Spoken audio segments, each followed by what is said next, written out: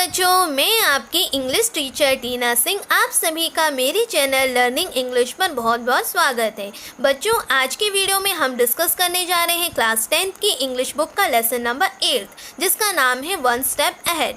बच्चों, इससे पहले वाले वीडियो में हमने वन स्टेप अहेड की स्टोरी को कवर कर लिया है और इस वीडियो में बच्चों हम चर्चा करेंगे सारे क्वेश्चंस एंड आंसर्स की। तो बच्चों, इस सेक्शन में जिसमें हमें छोटे आंसर्स लिखने होते हैं 2 to 3 लाइन्स में और 1 to 2 to 3 लाइन्स के समथिंग जो आंसर्स हमें तैयार करने होते हैं, इसका जो ए सेक्शन है उसका फर्स्ट क्वेश्चन आप यहाँ पे देख रहे हैं। Why did doctor Kalam go to Delhi, यानी कि अब्दुल कलाम जी जो थे वो दिल्ली क्यों गए थे। तो हमें सिंपली आंसर लिखना है doctor Kalam went to Delhi for the interview at DTD&P। बच्चों, यहाँ पे यदि हम इसको एलोबरेट करते हैं, इसके हम पूरा फुल फॉर्म लिखते हैं तो ये जो फुल फॉर्म है वो बहुत ज़्यादा बड़ा हो जाएगा, directorate of technical development and productions. तो बच्चों, इससे बेटर है और एग्ज़ाम में ये स्पेलिंग आपको डिफ़िकल्ट लगेगी, so it's for good and it's for better for you. आपको सिर्फ यहाँ पर लिखना है DTD&P और ना कि आपको पूरा फुल फॉर्म लिखना है, ताकि आपकी स्पेलिंग भी गलत ना हो और आपको फुल फॉर्म के बिना भी आपको जो है पूरे अंक मिलेंगे। तो doctor Kalam went to Delhi for the interview at DTD&P bracket में एयर। सो ये इसका आंसर है कि वो दिल्ली भी इंटरव्यू फेस करने के लिए गए थे। नेक्स्ट क्वेश्चन नंबर 2 है why did doctor Kalam go to Dehradun. Dehradun क्यों गए थे अब्दुल कलाम जी। तो इसका आंसर भी है यहाँ पर भी वो जो है इंटरव्यू के लिए ही गए थे। यदि हमें दिमाग में कुछ भी आंसर नहीं आ रहा है, और बच्चों ये दोनों बहुत ही इंपॉर्टेंट क्वेश्चन है, ये 2 मार्क्स में डेफिनेटली बनते हैं कि वह दिल्ली क्यों गए थे और वह देहरादून क्यों गए थे। इनमें से कोई भी क्वेश्चन बन सकता है, तो हम यहाँ पे लिख सकते हैं दोनों ही कंडीशन में वो इंटरव्यू देने के लिए ही गए थे। परंतु जो दिल्ली में इंटरव्यू दिया था वो DTD&P का था और जो यहाँ पे देहरादून में जो इन्होंने इंटरव्यू दिया था वो एयरफोर्स सिलेक्शन बोर्ड का था। तो Abdul Kalam went to Dehradun for his interview at air force selection board. Next question है बच्चों यहाँ पे क्वेश्चन नंबर 3 हम देखते हैं what did doctor Kalam went to become in Air Force, यानी कि डॉक्टर कलाम जी जो हैं वो क्या बनना चाहते थे एयरफोर्स में। तो वो डॉक्टर कलाम, यहाँ से हम पूरा आंसर तैयार करेंगे बच्चों क्वेश्चन से ही। डॉक्टर कलाम वांट का हो जाएगा wanted, doctor Kalam wanted to become a pilot. बस एक वर्ड हमें याद रखना है, अ पायलट, बाकी पूरा क्वेश्चन से तैयार हो जाएगा। Doctor Kalam wanted to become, यहाँ पे हम लिख देंगे अ पायलट और बाकी क्वेश्चन से इन एयरफोर्स और हमें लगा देंगे लास्ट में फुल स्टॉप। नेक्स्ट क्वेश्चन 4 है, यहाँ पे देखते हैं what did doctor Kalam feel when he was going to face the interview. ये क्वेश्चन भी मैक्सिमम टाइम एग्जाम में पूछा गया है कि डॉक्टर कलाम कैसा महसूस कर रहे थे जब वो फेस यानी कि सामना करने जा रहे थे इंटरव्यू का। इंटरव्यू में जब वो शामिल होने जा रहे थे तो वो क्या महसूस कर रहे थे। तो डॉक्टर कलाम के जो है किस प्रकार से महसूस कर रहे थे, उसके लिए हमें ये 6 वर्ड्स को बहुत अच्छे से तैयार कर लेना। पहला वर्ड है एक्साइटेड, नर्वस, 2 ये हो गए, डिटरमाइंड, एनेक्शियस, 2 ये हो गए और लास्ट ट्रू है कॉन्फिडेंट एंड टेंस और बीच में हमें लिख देना है बट। तो हमें यहाँ पे ही बोला गया है डॉक्टर कलाम जी के लिए, तो डॉक्टर कलाम आप लिख सकते हो या डायरेक्ट आप लिख दें ही वॉज एक्साइटेड, यानी कि वो एक्साइटेड थे, बहुत ज़्यादा उत्तेजित थे परंतु थोड़े से घबराए हुए भी थे। तो he was excited but nervous, और उसके बाद डिटरमाइंड यानी कि बहुत निश्चय भी था उनको परंतु चिंता भी सता रही थी कि क्या होगा, कैसा होगा interview.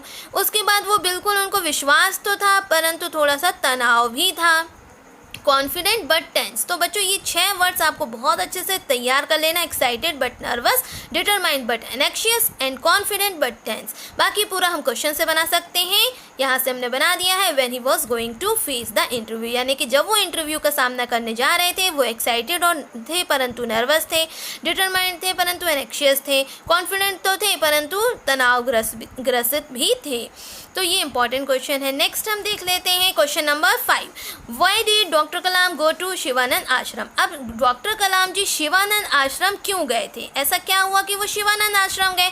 So the answer is doctor Kalam went to Shivanand Ashram because he wanted to know the answers, क्योंकि उन्हें आंसर्स चाहिए थे। कौन से आंसर चाहिए थे, क्वेश्चंस के आंसर्स चाहिए थे। और कौन से क्वेश्चन जो उनको जो है परेशान कर रहे थे, तनाव ग्रसित कर रहे थे, उनके दिमाग में एक पीड़ा उत्पन्न कर रहे थे, उन सारे प्रश्नों के हल यानी कि उत्तर जानने के लिए वह शिवानंद आश्रम गए थे। तो ये भी एक इम्पॉर्टेंट क्वेश्चन है कि अब्दुल कलाम जी शिवानंद आश्रम क्यों गए। तो अब्दुल कलाम जी शिवानंद आश्रम गए बिकॉज ही वांटेड, क्योंकि वो चाहते थे जानना आंसरों को उन प्रश्नों के जो उन्हें परेशान कर रहे थे, उनके दिमाग में जो है टेंशन ला रहे थे कि अब क्या होगा, मेरा फ्यूचर क्या होगा, आगे का कैसे समय चलेगा, कैसी ज़िंदगी होगी, ये सारे these all are the questions was in mind. वो सारे प्रश्न थे और उन्हीं के उत्तरों के लिए वह वहाँ गए, शिवानंद आश्रम गए। Next question number 6, what was the designation and the salary of doctor Kalam when he joined the job. यानी कि जब उन्होंने अपनी जॉब को ज्वाइन किया, उसको जब उन्होंने ज्वाइन किया अपनी नौकरी को, तो उनकी क्या पोस्ट थी और क्या उनकी सैलरी थी। ये भी एक इम्पॉर्टेंट क्वेश्चन है बच्चों, तो इनके बारे में अपन देख लेते हैं। When doctor Kalam join the job, जब डॉक्टर कलाम ने जॉब को ज्वाइन किया, हिज डेजिग्नेशन वॉज, तब उनका जो डेजिग्नेशन था वो सीनियर साइंटिफिक असिस्टेंट का था। ये मोस्ट इंपॉर्टेंट है, आपसे पूछा जा सकता है कि क्या डेजिग्नेशन था और क्या सैलरी थी, तो हमें याद रखना है सीनियर साइंटिफिक असिस्टेंट। डेजिग्नेशन थी सीनियर साइंटिफिक असिस्टेंट की और सैलरी थी 250 रुपीज़ पर मंथ, यानी कि मासिक वेतन था 250 रुपये मात्र, और पद था सीनियर साइंटिफिक असिस्टेंट का। तो when doctor Kalam join the job, his designation was senior scientific assistant and his salary was 250 rupees per month. It is most important question. Section number B में देख लेते हैं, इन्हें हमें थोड़े से बड़े आंसर्स तैयार करने हैं। तो बी सेक्शन का जो फर्स्ट क्वेश्चन है आपके सामने, why did the religious conquest not affect the southern part of India. ये एक इम्पॉर्टेंट क्वेश्चन है और ये हमेशा एग्जाम में पूछा जाता है। यहाँ पे आपसे पूछा जा रहा है कि भारत की दक्षिणी भाग पर धार्मिक विजय क्यों नहीं हुई। भारत के दक्षिणी मतलब जो साउथर्न पार्ट है वहाँ पर, इंडिया के साउथर्न पार्ट पर जो धार्मिक विजय है, रिलीजियस कॉन्क्वेस्ट है, उसने जरा से भी प्रभावित क्यों नहीं किया इस वाले पार्ट को, भारत के साउथ वाले पार्ट को क्यों नहीं प्रभावित किया। तो इसका आंसर देखते हैं। द रिलीजियस कॉन्क्वेस्ट, पूरा यहाँ से हमने क्वेश्चन से बनाया है, the religious conquest did not affect the southern part of India, पूरा क्वेश्चन से बन गया। यहाँ पे हमने तैयार कैसे किया, द रिलीजियस कॉन्क्वेस्ट, यहाँ पे हमने लगा दिया did. The religious conquest did not affect the southern part of India because, क्योंकि इट वॉज सेफ, क्योंकि वह सुरक्षित था। हमें बस इतना याद रखना है, क्योंकि वो सुरक्षित था। बिहाइंड यानी पीछे, किसके पीछे सुरक्षित था, the shield of Vindhya and Satpura mountain ranges, जो विंध्य और सतपुड़ा माउंटेन की जो खाड़ियाँ थी, रेंजेस थे, उसके पीछे वह भाग सुरक्षित था एक। और ये जो थी विंध्य एंड सतपुड़ा की जो माउंटेन रेंजेस थे, उन्होंने एक शील्ड यानी कि एक ढाल बन के ये खड़ी हुई थी सामने और उसी के पीछे जो साउथ वाला हिस्सा था वो पूरी तरीके से सुरक्षित था। The religious conquest did not affect the southern part of India because it was safe, क्योंकि वो सुरक्षित था। कहाँ पे सुरक्षित था, बिहाइंड द शील्ड यानी कि ढाल के पीछे। किसकी ढाल, विंध्य और सतपुड़ा पर्वत की खाड़ियों की ढाल। अब उसके बाद हमें कुछ नदियों के नाम बहुत अच्छे से याद कर लेना, जैसे कि यहाँ पे दिया है नर्मदा, ताप्ती, महानदी, गोदावरी एंड कृष्णा। ये 6 नदियाँ, नर्मदा, ताप्ती, महानदी, गोदावरी और उसके बाद कृष्णा, ये सारी जितनी भी नदियां हैं, 4-5 नदियों के नाम दिए हैं। इन नदियों ने क्या किया था, एक जाल बिन दिया था। हैड वोवन अ नेट, मतलब एक जाल बिन दिया था जो एक मतलब आप जिसे हम भेद नहीं सकते, unassailable protections of tapering Indian peninsula, यानी कि उस प्रकार से उसने एक जाल बिन दिया था जिस प्रकार से जो नर्मदा, गोदावरी और कृष्णा नदियों ने आक्रमणकारियों से बचने के लिए एक जाल जैसा बिन दिया था। आक्रमणकारी यहाँ पे दिया है टैपरिंग ऑफ इंडियन पेनिनसुला, आक्रमणकारियों से बचने के लिए इन नदियों ने एक जाल के जैसा कवच बना दिया था, एक प्रोटेक्शन यानी कि एक बचाव बना दिया था, जिसे कोई भी भेद नहीं सकता था, जिसे किसी भी प्रकार से भेदा नहीं जा सकता था, उस पर विजय नहीं प्राप्त की जा सकती थी। तो बच्चों ये इसका एक इम्पॉर्टेंट क्वेश्चन है और ये हमेशा कई बार एग्जाम में लॉन्ग आंसर्स में पूछा जाता है कि किस प्रकार से जो है साउथ वाला हिस्सा था वो सुरक्षित रहा। तो हमें ये बताना है क्योंकि इतनी सारी नदियों ने एक जो है जाल जैसा बुन दिया था और इस जाल से जो है वो आक्रमणकारियों से बचने के लिए एक प्रकार के जाल का काम कर रही थी, जिस वजह से जो वो हिस्सा था वो पूरी तरीके से सुरक्षित था। नेक्स्ट आंसर है, next most important question again here. Question number 2, describe the appearance of स्वामी शिवानंद. स्वामी शिवानंद जी का जो किस प्रकार से वो व्यक्त हो रहे थे, किस प्रकार से वो दिख रहे थे, हमें इनके बारे में बताना है कि स्वामी शिवानंद जी किस प्रकार से दिखे हमें. इस लेसन के अंतर्गत हमने स्वामी शिवानंद जी को किस प्रकार से देखा. तो यहाँ पे बहुत सारे पॉइंट्स हमने तैयार किए. Swami Shivanand looked like a Buddha. सबसे पहले तो हमें ये लिख देना है the appearance of Swami Shivanand are. ये पूरा क्वेश्चन से हम बना लेंगे और लास्ट में लिख देंगे आर. उसके बाद हमारे पॉइंट शुरू होंगे. सबसे पहला है स्वामी शिवानंद लुक्ड लाइक बुद्ध. वो बुद्ध के समान दिख रहे थे. ही वॉर यानी कि उन्होंने पहना हुआ था सफ़ेद रंग की धोती, स्नो वाइट धोती, और उन्होंने पहना हुआ था लकड़ी के खड़ाऊ यानी कि wooden slippers. He had an olive complexion. उनका जो वर्ण यानी कि स्किन का कलर था वो जैतून के समान था. He had black piercing eyes. उनकी काली चमकती भेदती हुई आंखें थी. He had a child like smile. उनकी जो मुस्कुराहट थी वो एक बच्चे के समान थी. He had a gracious manner. उनका जो बर्ताव था वो बहुत ही उदारता से भरा हुआ था. ग्रेसियस मैनर था उनका. तो ये बच्चों एक कुछ पॉइंट्स से हमने तैयार किया है. यदि हम पॉइंट्स से किसी आंसर को तैयार करेंगे तो हमें पॉइंट्स बहुत ईजिली याद भी हो जाएंगे और हमारा आंसर भी बहुत अच्छे से तैयार हो जाएगा. और ये एक बहुत इंपॉर्टेंट क्वेश्चन है. ये कई बार एग्जाम में पूछा ही जाता है कि स्वामी शिवानंद जी किस प्रकार से दिखते थे. तो ये हमें इन पॉइंट्स के माध्यम से आंसर बताने हैं. नेक्स्ट आंसर नंबर 3 देख लेते हैं. How did Swami Shivanand console doctor Kalam. यानी किस प्रकार से स्वामी शिवानंद जी ने डॉक्टर कलाम को सांत्वना दी. जिस प्रकार से वो परेशान थे, चिंतित थे अपने जीवन को लेकर, तो किस प्रकार से उनको सांत्वना दी गई स्वामी शिवानंद जी के द्वारा अब्दुल कलाम जी को. तो यहाँ पे भी हमने पॉइंट्स तैयार किया. स्वामी शिवानंद कंसोल डॉक्टर कलाम यानी कि स्वामी शिवानंद जी ने उनको कंसोल किया डॉक्टर कलाम को.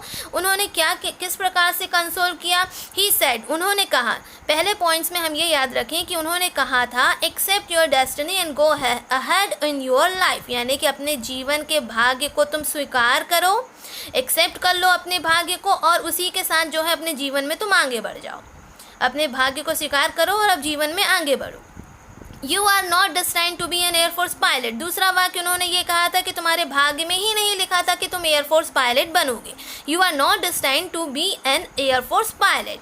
उसके बाद उन्होंने अंत में ये भी कहा था. He also said what you are destined to become is not revealed now but it is predetermined. अंत में उन्होंने ऐसा कहा स्वामी शिवानंद जी ने कि जो तुम्हारे भाग्य में लिखा है बनने के लिए वो पहले से ही निश्चित है. It is pre determined. वो पहले से ही निश्चित है परंतु वह अभी प्रकट नहीं हुआ है. समय आते ही, जैसे ही तुम्हारे समय आएगा वो प्रकट हो जाएगा. तो जो भी तुम्हारे भाग्य में बनना लिखा है वो अभी प्रकट नहीं हुआ है लेकिन वो पहले से ही निश्चित है. इन शब्दों से उनको कंसोल यानी कि सांत्वना दी गई थी अब्दुल कलाम जी को. ये भी एक इम्पॉर्टेंट क्वेश्चन है. नेक्स्ट क्वेश्चन नंबर 4 देख लेते हैं. क्वेश्चन नंबर 4 क्या कह रहा है. How should we take our failures. हमें अपनी असफलता को किस प्रकार से स्वीकार करना चाहिए. तो वेरी सिंपल है. We should forget our failure. सबसे पहली बात, हमें अपनी असफलताओं को तो याद ही नहीं रखना चाहिए, हमें भूल जाना चाहिए या उससे एक सीख ले लेनी चाहिए. We should forget our failures as it is essential to lead us to our destined path. क्यों हमें अपनी असफलता को भूल जाना चाहिए, क्योंकि We should forget our failures as it is essential to lead us to our destined path. क्योंकि जब हम उससे भूलेंगे और उससे शिक्षा लेके हम उसे जब भूलेंगे तो ये ज़रूरी होगा कि हमें वह कहाँ पे लेकर आएगी. हमारे जो निर्धारित हमारा जो मार्ग है, हमारा जो निश्चित जो हमारा भाग है उस सफलता की डोर पर पहुँचाने का काम करेगी ये फेलियर. इसीलिए हमें इसे शिक्षा लेके इसे क्या कर देना चाहिए, भूल जाना चाहिए. और we should always optimistic in our life. हमें हमेशा अपने जीवन में एक आशावादी बने रहना चाहिए. ऑप्टिमिस्टिक यानी निराशावादी ना हो के आशावादी अपने जीवन में हमेशा बना रहना चाहिए. और अपने फेलियर को हमें इसी प्रकार से लेना चाहिए, हमें उससे घबराना नहीं चाहिए. We should forget our failures. हमें उसे भूल जाना चाहिए क्योंकि यही आवश्यक है जो हमें हमारे एक निर्धारित, हमारे जो पहले से निश्चित है उस मार्ग पर हमें लेकर आएगा और हमें आशावादी बने रहना चाहिए.